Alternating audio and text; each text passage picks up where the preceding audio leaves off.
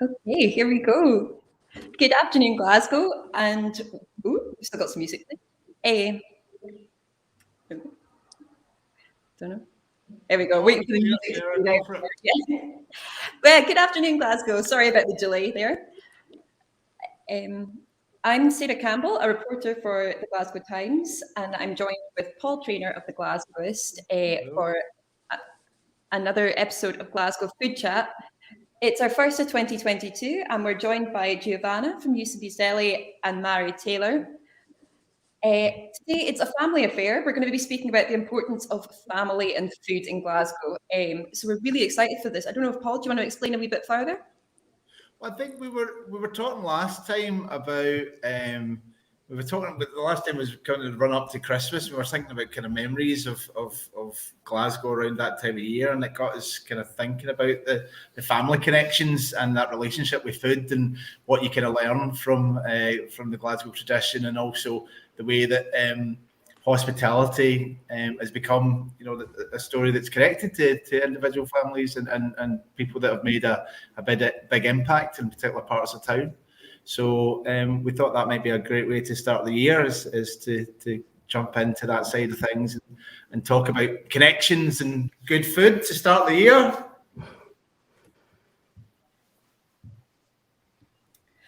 Awesome. Sorry, guys, we're having some live issues. My audio has gone a bit funny here. But I guess you both have a really interesting story, because we have Giovanna, who's you're running Eusebi's at the moment from your family, and Mary, you've just allowed your sons to take over for Zique's. So I wonder if we could start with Giovanna. Do you want to tell us a wee bit about the story of Eusebi's and how your family got started in cooking in Glasgow? So we are a third generation business. I always say that we're born in Italy but made in Glasgow.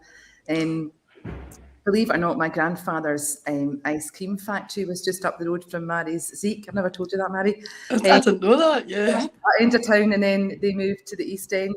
Right. And my parents had a small fruit shop in the 70s when fruit shops were fruit shops and there weren't many supermarkets. And they had pasta and olive oil. And I always say to people, you couldn't buy olive oil in the 70s in a shop.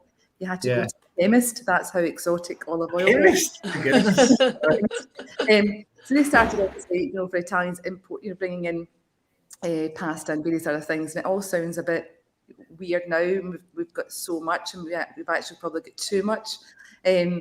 And then my mum started evolving the business and making fresh pasta from scratch. People would bring their dishes in and they would make what they would really cook at home. So the business was always based around authenticity. They didn't kind of sell out and do tourist Italian food. They just did real food that they would eat at home. And you could kind of taste the love in it. It was real food made by real people.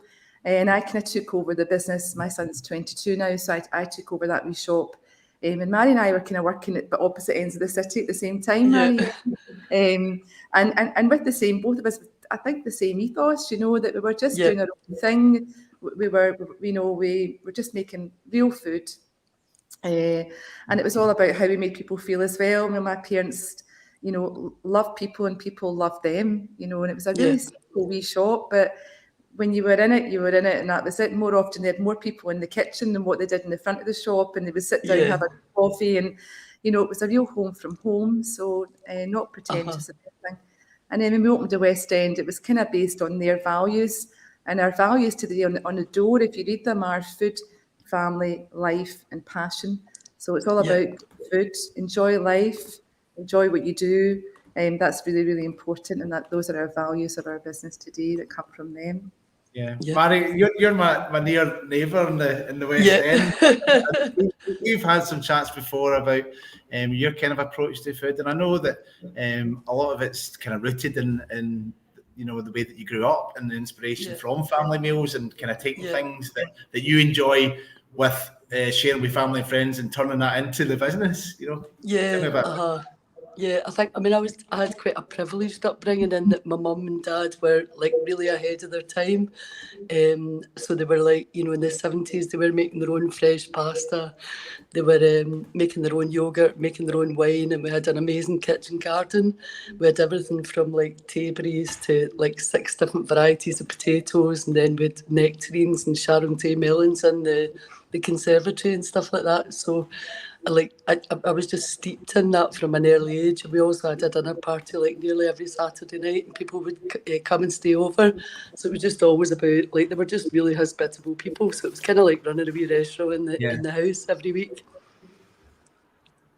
And in terms of the name, you named it after your grandfather, didn't you, when you opened the Yeah, I cafe? did the hut. So after my dad died when I was really young, when I was about 7, and my grandpa used to look after me. He'd just retired to let my mum go back to work, and he was just an amazing man. He was really kind and caring, and also really really into food as well. And he used to take me, like, he was a forager and a poacher as well. So he used to keep ferrets and then go and try and get rabbits. And he would get me to stand at the other side of the hole with a net to catch them. But I just used to let them go, and I knew that I would let them go, but he still let me go through the kind of facade of it. But so that was another. He ate loads and loads of game and stuff like that. Yeah. And he was a fisherman as well, so we would get, when there was still salmon in the loch, we would still get salmon. That's kind of an interesting point, because you have kind of brought a taste of the countryside to Highland Street, that's all part of things, with the fish and the game. Again, that's something you do take for granted, that you can get fresh pasta and game and fish and scallops and all the rest of it. But I'm just wondering, initially when you started out, Mary, the way that you perceived the food when you were starting out.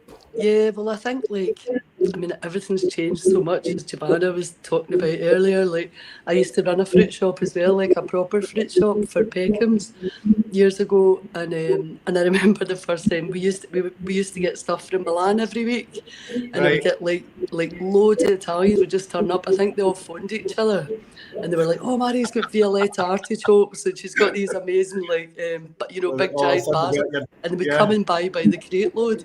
But I remember getting like rocket for the first time. So that would be, I'm like, 56, so that'd be 23 years ago. And I'd never tasted rocket, never heard of it. And I was like, oh my God, what is this? That's amazing.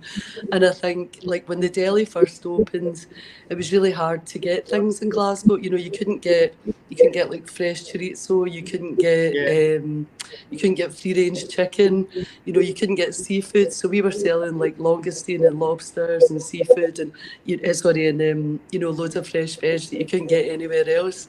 And then, as you say now, Giovanna, you can get anything from anywhere all year, which, as you say, is not right either. Then, Giovanna, like when you're starting out as Eusebi's and those kind of conversations you're having in the East End of Glasgow, is it introducing all this cuisine to people and having those conversations and chatting through ingredients with folk? Do you know, it was a lovely part of what we did, and my parents really wanted to share that. There was no pretension behind food, and they would honestly give away more than what they sold. I mean, kids and Shettleston Road coming in, and they'd never seen an olive and they'd never seen an anchovy. And then before you know it, I've never been at it. They'd be coming in every week looking for olives. And then before you know it, they were coming every day with their wee faces stuck to the refrigerator, and they were a part of our business, because then they would grow up and then bring their kids. So you were actually just watching kids come through your business. And it was so nice. So and even although we don't have the wee deli in Shettleston now, we've made it into a wee bakery for our business here in the West End. I still get those families coming into the restaurant now, so they're as much a part of our story than they are the story of Eusebi's. Just a family. There's two sides to the coin, Yeah, absolutely. Yeah. And I suppose, Giovanna, one of the things, growing up through hospitality is developing those long-term relationships. You do have customers that are probably friends as well, I would expect, and friends of the family, the extended family. Yeah, I mean, my parents didn't have a big social life because, you know, shops were hard work, especially in the fruit shop. My dad would be at the market at like 5 in the morning and we would be with him in the van before we went to school. And this probably resonates with you, Mary. Yeah. And so we were brought up behind the counter as well. So your whole life was in a back shop, if you like. It was in a shop after school with them, you know, and so your whole social life ran in this you were more in the shop than what you were in your own house. And Mary, what about... Sorry. No, I was just going to say, you meet so many people. Like when, you know, I've got 3 children and they used to hate it. Like if I was walking up by, you know, if I had a day off and I finally got some time to spend with them, we'd be walking up Byres Road and I would, you know, you would meet about maybe 20 or 30 people going up the road and they're like, can we just go somewhere that nobody knows you? And I can get you. So I used to end up having to take them up hills and then you'd still meet somebody at the top of the hill. An Italian wondering when you're getting your next delivery to Teresa. Exactly. Listen, Mary, what about like you know, helping something that has become a family business and that part of that side of it, you know, bringing your family more closely into the Zique. They've actually both just left because Nicky's gone to the Alps to cook, so he's in St Anton.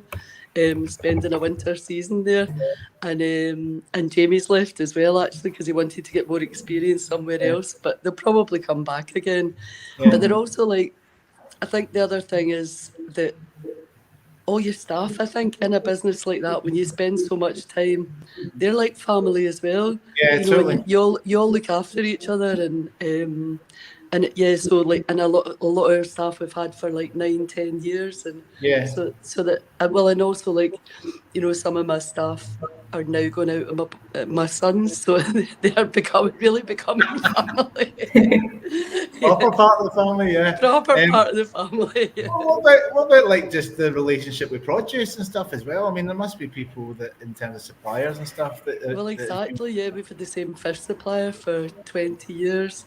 And we've had the same egg supplier for 20 years as well. Yeah. And like, you know, I've seen like even the egg supplier, her son used to come, like you, Giovanna, you know, used to come in the van when he was a tiny wee boy. Are you talking about Corey Mains? Yeah, he's about 6'5". No, they are about 6'5" now. And I actually remember my dad, before they had it, it was the original wee farmer who came in, who they bought it from. He would come in with some companies. I mean, that's amazing, isn't it? Yeah. I think in those days, Mary, I think the common connection we have is that we probably didn't make any money because we really just wanted to sell really lovely food and trying to source really lovely eggs and, you know, particularly, you know, East End and West End. I mean, you couldn't put the margin on it because people just... No, exactly. I was so happy when somebody came in and bought this lovely butter or this nice bread, or, you know, so you were just, you were more proud to sell it, you know. And exactly. I know, it's more like kind of being a curator, really, wasn't it? It's like, oh, look at this olive oil I've got, or look at that I've got, or look at that, come and try this, come and taste that. Yeah. I know someone said to me when I ran the deli, and like, you know, like you was going out in the market at 5 o'clock in the morning and working really, really long hours and everything. And they're like, Mary, there's easier ways of not making any money. Certainly, we're selling food, so you need to sell fast to make loads of money then. It was a wee bit too near the bone. I was like, oh. But then if you do it because you love it, it's not really a job anyway, is it? Yeah. Well, it's funny you should say that as well. See, even the Corey Mains eggs, it's so interesting to hear that you guys started with them way at the start, because to me, I don't know about you, Paul, but brunch places in Glasgow, I feel like whenever you go in and you see that they use those eggs on the menu, I don't know, to my mind, I'm like, that's a surefire way that you know you're going to get a good brunch. Yeah. So that must be really interesting to see businesses grow with you alongside. Yeah, for sure. Yeah, I mean, I think that's true, Giovanna, isn't it? There's lots of suppliers, like, you know, we had a lovely lager like 10 years ago that was organic, like Sam Smith's, and nobody else in Glasgow had it. But then, you know, you say to other friends that have got bars and restaurants, this lager's lovely, and it's, you know, and you're kind of helping sustain the suppliers who are then helping sustain you, and it's all part of one big circle. For sure.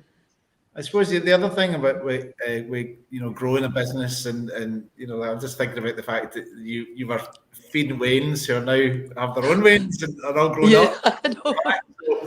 That's must be lovely to be able is. to continue those relationships and hear all the stories. I suppose now that hospitality has, we've had to endure that separation from that wonderful side of the Glasgow experience.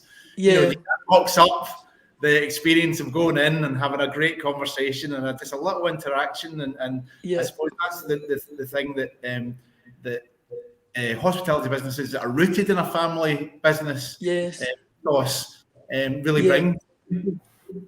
I think like after lockdown that I really noticed was, and it moved me to tears actually quite a lot of times, was that, to see families come into your restaurant and then just see how happy they were to see each other again, and even babies, because babies were sitting like aghast, you know what I mean, like that.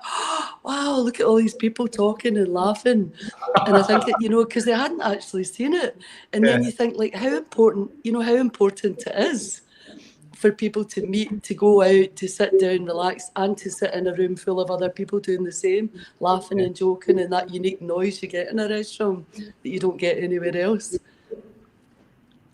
I think it's also the humanitarian side of it. For me, it's vocational, and it'll be like that for you as well, Mary, in that so much happens at tables, love stories, and you're watching even especially now people coming back too, when you're saying that, you can see how precious they're meeting their family. Yeah, absolutely. Seen them for a year in a restaurant, because that's where you're allowed to meet them initially. And so you felt really privileged to be a part of those stories that were unfolding at tables. Absolutely. I know, and you see everything, don't you? You see, like we've got a table upstairs we call the affair table, because it's like a wee bit blocked off, right? Oh, you get special requests for that one now. What's that? You might get special requests for that one now. So you see, like over the last 20 years, I've seen couples going up there, maybe for about 6 months, and then they obviously make the decision to come out, and then they're going back and sit downstairs, and then you get a new couple that goes upstairs. Mary, that sounds like it could be a column for the Glasgow Times. That could be a gossip section for us. If only tables could talk, eh? I know, exactly. Yeah. I know, but you do hear so much, don't you? I think people forget that you're standing beside them and you can actually hear everything they're saying. You're like, oh, do you hear that? Wow. That's dangerous. That's something to think about for next time I go out. I remember I was talking to Marco from Battlefield Rest, and he's another one that's kind of grew up in restaurants and is been part of the community for a long time, and he said that he feels that it's like a two-way kind of situation, or like people come in and they tell you their problems, but you end up telling them your problems, and you all kind of sort it out. It's like a nice real. It's like the definition of a community side of yeah. Well, it's therapy, isn't it? Yeah. I think if you're going to have therapy, you don't have to pay for. Yeah, I was going to say, if you're going to have therapy, why not do it with a big plate of food in front of you? That sounds like the best way to chat it all out. Yeah. And Paul, that's what. Oh, sorry. I was just going to say to Paul, because I know that you've got a new wee one in the family. You've got a wee nephew, was it? You'd mentioned at Christmas. That's right. Yeah. I wonder, because that must be. That boy. I was going to say he's going to have one of the best experiences of growing up in the city with food. That must be quite exciting for you to have a new wee kid that you can introduce to the food scene or take about. That must be quite a fresh take. Definitely. I mean, he's very early days, but I'm looking forward to showing him some of the new places. And, lovely. I think that around the West End, there's lots of places that are rooted in that sense of being, a place for families and for people to really take ownership of. And I think that's a really nice thing in Glasgow, that people feel emotionally invested in the places that are bought. And you both got that, you've got that sense of, obviously there'll be people who travel from all over to you guys, but the fact that you've got people that are your neighbours that are spending money with you and supporting you, like especially over the last 2 years, that must have been really reassuring that keeps you going. Yeah, definitely. I know, and they care. I think the customers really care about having a business. Like when we opened the deli, I think they were all terrified that it wouldn't work. So, because they're like, you know, a deli and party, you'll never make that work. And then, and the customers were so invested in the place staying open that they were all taking leaflets into their work and doing all the promotion for you. Do you know what I mean? Which is really lovely. Yeah. Ivana, what about like just the changes of Eusebi's in terms of what you've done to kind of bring the business through and make more about you rather than you know what your parents did? What do you think of the changes? What did you bring to the table? I think their core values always really remain at the heart of everything we do. There is, you know, my father's not with me anymore. I still get my mum, you know, but their name's on the door, and their journey is not forgotten. You know, and my grandparents' Italian journey is not forgotten. They're very much a part of our story, and I guess their story is woven still through our menu, the influence of my Italian grandparents in Italy who were farmers as well. So they are always a part of that story, and we share that story with all our team, you know, that they have an understanding of where we come from. So it's very, very important to us that legacy continues. But obviously you have to move with the times as well. But you know, not too far away that you become unrecognisable or you become changing or, you know, you sell out, or, you know, it's really, really important that those values are still maintained. But obviously, you know, you're growing your business, and so, you know, when I had my mum and dad behind the counter, you know, they were shopkeepers, and they were brilliant. They were that, you know, if there was a profession, they were just amazing at it. You know, they cared for people. They knew their first names. They were really interested in people. People loved them. And it's a real skill to that. They just had naturally. And so when we opened, when you've got 30, 40, 50 staff, how do you transfer those skills to a generation who don't really go to shops? They go to supermarkets now, and it's all very faceless. How do you create that warmth that they had? So by telling their stories, I do that all the time, even with the chefs at the pass. I'm telling them what's happening at the tables. Or, you know, table one, it's a first date, you know, and, well, this is happening, or, you know, or table two, you know, there's a couple who came in, and gradually his memory's being eroded. So you can see them holding hands, and you're giving, it's emotion, isn't it, Mary? It is emotion. It is. This sounds like better than watching reality TV. You've got It's everything. like a logo box, It The great Glasgow soap opera played out on the restaurant design of the box. restaurant box. We should start that, Mary. I think we're onto something here. But I think that's why people stay in hospitality as well, is because it is so human.